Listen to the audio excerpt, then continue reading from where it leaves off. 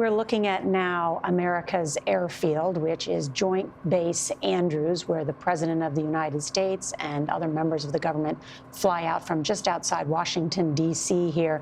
And what you see is the entire ceremony set to begin to honor the 39th President of the United States, Jimmy Carter. This is Special Air Mission 39 is designated. This is otherwise known as Air Force One when the president flies on it, and it departed Dobbins Air Reserve Base north of Atlanta just this morning. And then this motorcade will wind through our nation's capital, through and past the U.S. Navy War Memorial, and then to the U.S. Capitol, where we will watch a ceremony and eulogies tonight and later this afternoon by members of the Senate and the House. And then the former president's body will lie in repose, and people can go and visit. So if you're in or near Washington, or if you want to get in the car or make your way, you have tonight and tomorrow to pay your respects if you haven't already done so in Atlanta. I just want to note, too, and there you have that incredible view of the U.S. Capitol and the Rotunda. It still takes my breath away, even every time I walk in there, but also just to see this picture of our beautiful United States Capitol and what we will witness later today, and people can go by and pay their respects. We can almost hear some of the echoes there from inside. Want to check in with our senior White House and political correspondent, Ed O'Keefe, who is in a key position. Ed? Good, thanks. We're still on TikTok. Nora, good to be with you, and like the others, especially great to see Bob this afternoon. I've already heard from a few viewers quite excited to see him join us today. So wonderful to have him back. We are here at the Navy Memorial, as you mentioned, along Pennsylvania Avenue. This is a memorial to the Navy that was established and approved by then President Carter back in 1980, and pays tribute to all of those who have served or will serve the nation on the high seas and in the skies. The procession, as it makes its way through Washington, will stop here. This is a special Carter-only tribute to him that was added at his request and his family's request to mark the fact that he is a Navy veteran. He served from 1946 to 1953. And he's only one of 3 U.S. presidents to ever graduated from a military academy, the only one from the Naval Academy. The other 2, of course, Ulysses Grant and Dwight Eisenhower up at West Point. The funeral procession will come here to the Navy Memorial, and there will be a ceremony led by senior members of the military, and then his casket will be transferred from a hearse into the horse-drawn military carriage, or a caisson, that will then take him up to the U.S. Capitol.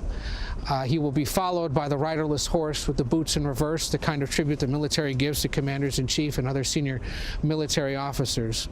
This is another point that television viewers especially might recognize or might remember, because it's at this spot normally, or around here, that a president gets out of the limousine and walks for a few blocks to wave to the crowds on his inauguration day. Well, the first president to do that was Jimmy Carter back in 1977, stunning the crowd for walking from this point all the way up to the White House. Again, trying to eschew the trappings of the presidency and humanize it more. He decided to walk the rest of the route. So we will wait to see this in a few minutes. Now back to Joint Base Andrews. Thank you, Ed.